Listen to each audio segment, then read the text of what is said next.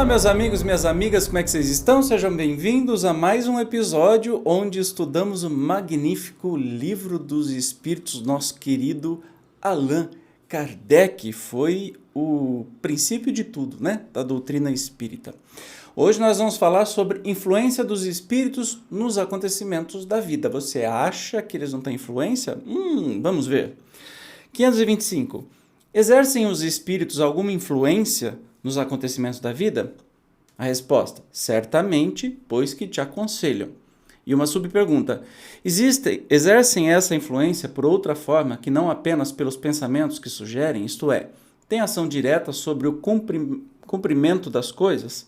Sim, mas nunca atuam fora das leis da natureza. Então, sim, nós temos a influência do mundo espiritual, de todo o mundo espiritual, não é só do nosso espírito protetor, mas de qualquer espírito, depende da nossa afinidade, e sim, eles atuam além do pensamento, mas nunca fora das leis naturais. E o Kardec acrescenta: imaginamos erradamente que aos espíritos só caiba manifestar sua ação por fenômenos extraordinários. Quiséramos que nos viessem auxiliar por meio de milagres e os figuramos sempre armados de uma varrinha mágica. Por não ser assim, é que oculta nos parece a intervenção que tem nas coisas deste mundo e muito natural o que se executa com o concurso deles. Assim aqui, provocando, por exemplo, o encontro de duas pessoas, que suporão encontrar-se por acaso, inspirando a alguém a ideia de passar por determinado lugar, chamando-lhe a atenção para certo ponto, se disso resulta o que tenham em vista.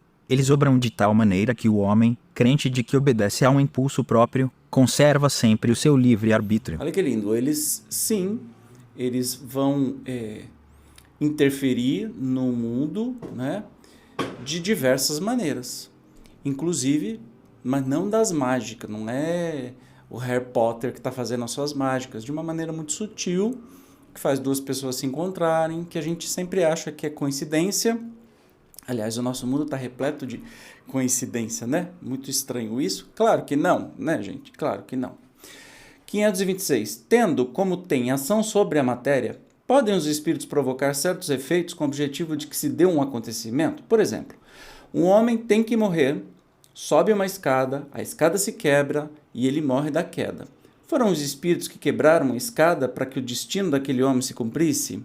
É exato que os espíritos têm ação sobre a matéria, mas para cumprimento das leis da natureza, não para as derrogar, fazendo que, em dado momento, ocorra um sucesso inesperado e em contrário àquelas leis. No exemplo que figuraste, a escada se quebrou porque se achava podre, ou por não ser bastante forte para suportar o peso de um homem. Se era destino daquele homem perecer de tal maneira, os espíritos lhe inspirariam a ideia de subir a escada em questão, que teria de quebrar-se com o seu peso, resultando-lhe daí a morte por um efeito natural, e sem que para isso fosse mister a produção de um milagre. Então, sim, eles interferem no mundo físico, mas não derrogando as leis da natureza. Nós espíritas sabemos que milagres não existem, porque as leis divinas são imutáveis e inderrogáveis.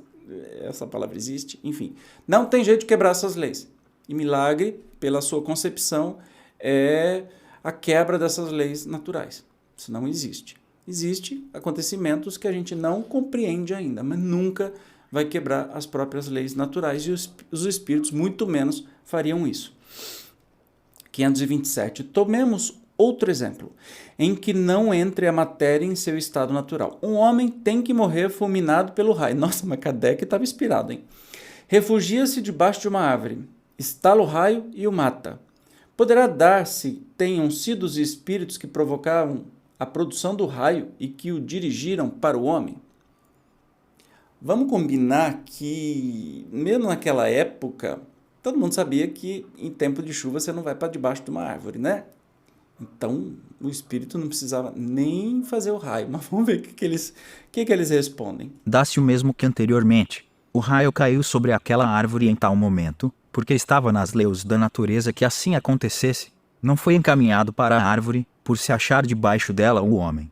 A este, sim, foi inspirada a ideia de se abrigar debaixo de uma árvore sobre a qual cairia o raio, porquanto a árvore não deixaria de ser atingida, só por não lhe estar debaixo da fronde o homem. Lição compreendida. Se você tiver uma inspiração de ir para debaixo de uma árvore num tempo de chuva, foge, Bino, porque os teus dias estão acabando. Não vá, por favor, não vá. Escolha outro tipo de passagem. Essa é um pouco traumática. 528. No caso de uma pessoa mal intencionada disparar sobre outra um projétil que apenas lhe passe perto sem a atingir, poderá ter sucedido que um espírito bondoso haja desviado o projétil? Se o indivíduo alvejado não tem que perecer desse modo, o espírito bondoso lhe inspirará a ideia de se desviar, ou então poderá ofuscar o que empunha a arma, de sorte a fazê-lo apontar mal, porquanto, uma vez disparada a arma, o projetil segue a linha que tem de percorrer. É lindo, né? Não derroga lei física. Portanto, o que os espíritos podem fazer é, de antemão, avisar aquele que receberia o tiro para ter um ou outro movimento. Ou até embaçar a vista daquele que te está dando o tiro. Mas uma vez que o tiro foi disparado, as leis físicas são irredutíveis, imutáveis. Vai acontecer. Não, o espírito não vai fazer tum e a bolinha vai para outro canto, né? Isso que é maravilhoso. 529. O que se deve pensar das balas encantadas, de que falam algumas lendas e que fatalmente atingem o alvo? Bom, eu não conheço essas lendas. Pura imaginação. O homem gosta do maravilhoso e não se contenta com as maravilhas da natureza. Eu nem sei o que é bala encantada. Podem os espíritos que dirigem os acontecimentos terrenos ter obstado a sua ação por espíritos que queiram o contrário? O que Deus quer se executa. Se houver demora na execução, ou lhe surjam obstáculos, é porque ele assim o quis. Simples assim. Não podem os espíritos levianos e zombeteiros criar pequenos embaraços à realização dos nossos projetos e transtornar as nossas previsões? Serão eles, numa palavra, os causadores do que chamamos pequenas misérias da vida humana? Eles se comprazem em vos causar aborrecimentos que representam para vós provas destinadas a exercitar a vossa paciência.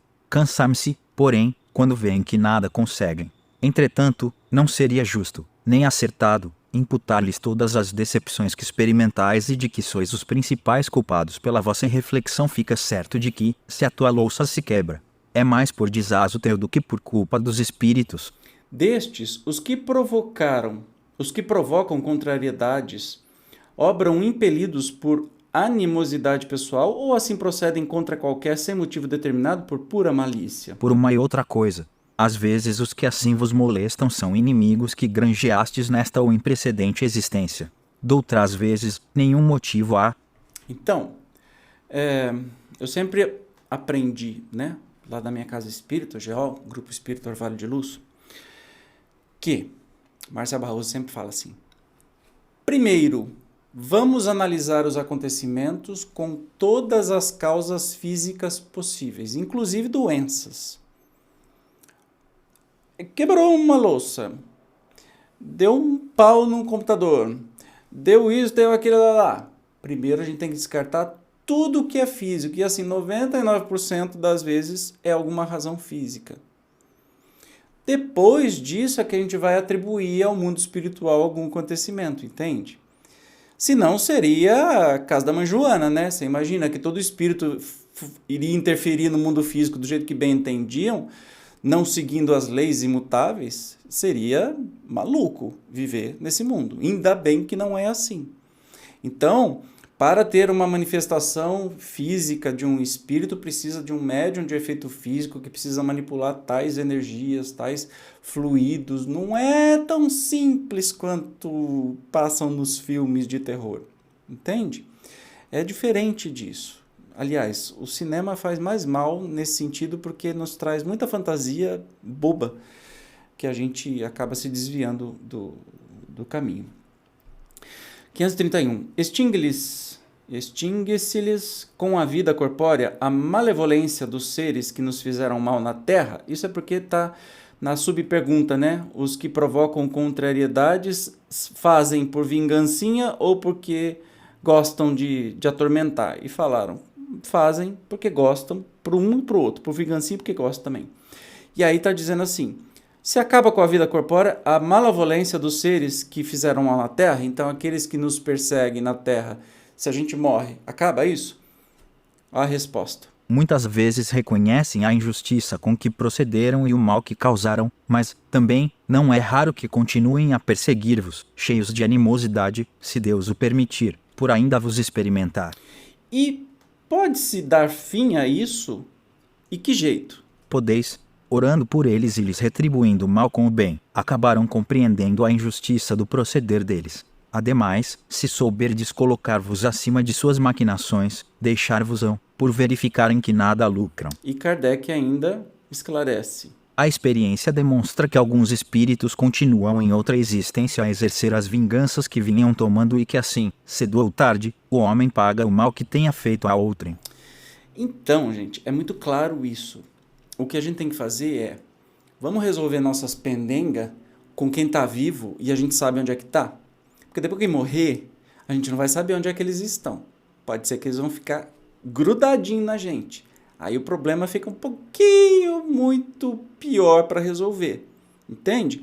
Entende quando Jesus falava assim, ó, não vai deitar brigado com um amigo seu, com quem quer que seja, resolva os seus problemas, porque ele sabia das coisas. Se de repente aquele amigo seu que você brigou morre, você vai ter uma encrenca aí por talvez muitas vidas, porque a gente não morre e vira anjinho, não morre e fica bonzinho. Muitas vezes a gente morre e piora ainda mais aqueles sentimentos ruins que a gente tem. E como evitar isso? Ah, tá, beleza, morreu, obrigado comigo. O que é que eu faço para não ser perseguido? Ame. Como é que se faz no trabalho mediúnico para espíritos endurecidos? Amor, compreensão, respeito, carinho. Você faz a mesma coisa. Só isso quebra. Não é ritual, palavras agressivas, ou que nem esses pastores midiáticos retardados ficam falando. Vai-te retro, Satanás! Tudo exibição. Tudo inspirado em filme de exorcismo. Não dá resultado. Os espíritos ruins dão risada dessa encenação.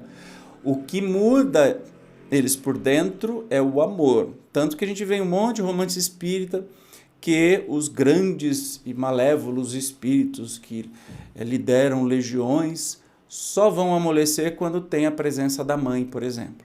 Que o que quebra as pernas deles? O amor. Então, o que a gente faz para encarnados e desencarnados é não arrume encrenca, não cria confusão e ame. Ah, Evandro, mas isso é muito difícil. É muito difícil. Putz, é difícil. Nem sempre a gente consegue. Mas, se hoje não conseguiu, ficou bravo, amanhã tenta de novo. E tenta de novo. E tenta de novo. E uma hora a gente consegue, tenho certeza. 532.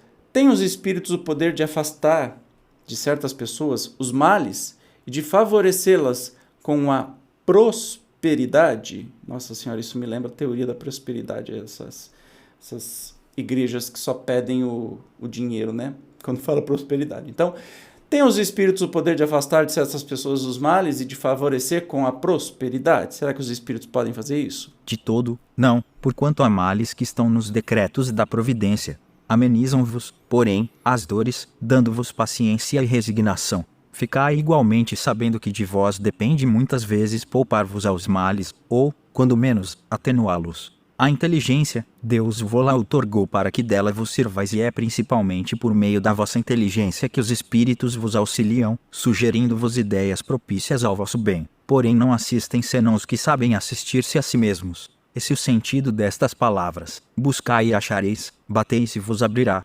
Sabei ainda que nem sempre é um mal que vos parece sê-lo frequentemente, do que considerais um mal sairá um bem muito maior. Quase nunca compreendeis isso, porque só atentais no momento presente ou na vossa própria pessoa. É o grande problema da vida física, né? A gente acha que uma doença é um mal irreversível para a gente, quando pode ser a cura para o nosso espírito. Depende de como nós vamos encarar isso e talvez tenhamos até a cura física, entende? Então o espírito não vai nos tirar das provas porque eles sabem que isso é necessário para o nosso crescimento. Lembra do exemplo que eu falo algumas vezes, né, do pai ou da mãe? Não vai fazer a tarefa de casa do filho, porque senão o filho não vai aprender do mesmo jeito. Mas pode nos inspirar a ter atitudes. Então Jesus bateis e acharás, né? Peça e será atendido. Então depende da gente. Eles podem nos inspirar a inteligência, a docilidade, a aceitação e tudo mais.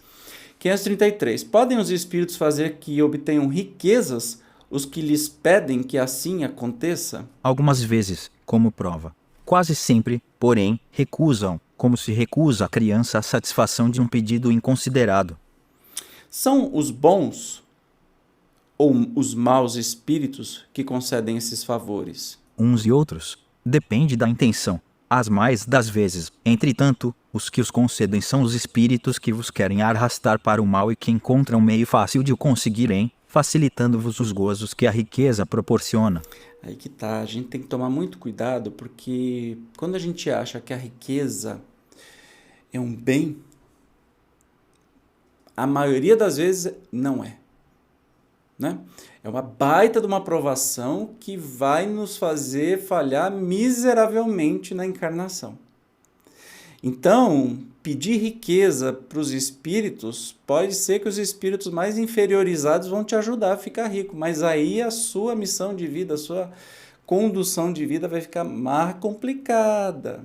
Preste atenção no que você está pedindo, especialmente esse povo que frequenta igrejas pedindo riqueza material, não sabem a enrascada que estão se metendo. Porque o que parece ser que a vida vai ficar melhor, pode ser que piore moralmente e os arraste miseravelmente para a falha durante a encarnação. Então tem que ter muito cuidado. Não estou falando que você tem que ser pobre pro resto da vida, não, tá? Não tem problema nenhum com a riqueza, você ter dinheiro, ter bens materiais. Depende da importância que você dá para isso, do uso que você faz. A quem muito é dado, muito é cobrado. Se você tem muito, o que você fez com esse muito? Só viveu um mundo de prazeres? Então, ser muito vai ser cobrado. É daí que eu falo, entendeu?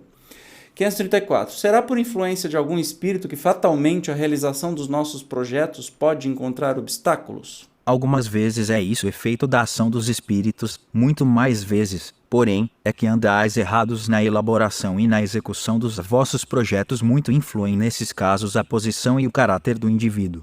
Se vos obstinais em ir por um caminho que não deveis seguir, os espíritos nenhuma culpa têm dos vossos insucessos, vós mesmos vos constituís em vossos maus gênios. E emendando a pergunta, quando algo de venturoso nos sucede, é ao Espírito nosso protetor que devemos agradecê-lo? Agradecei primeiramente a Deus, sem cuja permissão nada se faz, depois aos bons espíritos que foram os agentes de sua vontade.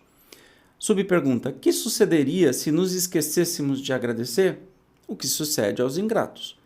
Outra subpergunta, no entanto, pessoas há que não pedem nem agradecem, e às quais tudo sai bem. Assim é, de fato, mas importa ver o fim. Pagarão bem caro essa felicidade de que não são merecedoras, pois quanto mais houverem recebido, tanto maiores contas terão que prestar. Lembra o que Jesus falou? A quem muito é dado, muito será cobrado. Então, se as coisas dão errado na nossa vida, 99,9% é culpa nossa, responsabilidade nossa. Vamos parar de botar culpa, e eu acho interessante, especialmente eu falo muito das igrejas evangélicas neopentecostais, porque elas entram na minha casa todo santo dia, então tem direito de opinar, né? Aliás, quase tudo entra na minha casa. Se eu fiz alguma coisa boa, é porque eu sou uma pessoa boa. Se eu fiz alguma coisa ruim, nossa, é o demônio, é o cão, é o cramunhão que estava em mim, que me enganou. Ô, gente, vamos parar de hipocrisia?